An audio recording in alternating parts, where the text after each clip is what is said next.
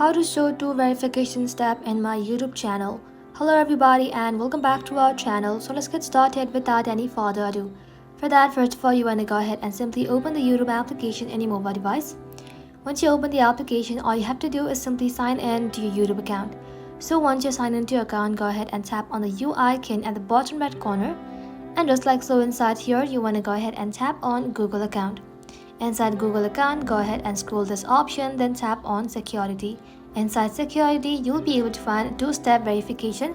As you can see, two-step verification is off right now. You want to go ahead and tap onto it and then enter your password of your Google account. So once you're inside this kind of interface, you want to go ahead and tap on turn on two-step verification. And just like so, as you can see now, your YouTube account is now protected with two-step verification. You want to go ahead and tap on done. And just like so, you will then be able to show two-step verification in your YouTube channel. Well, that's how you can do it, guys. Thank you all for watching the video till the very end and stay tuned until our next upload.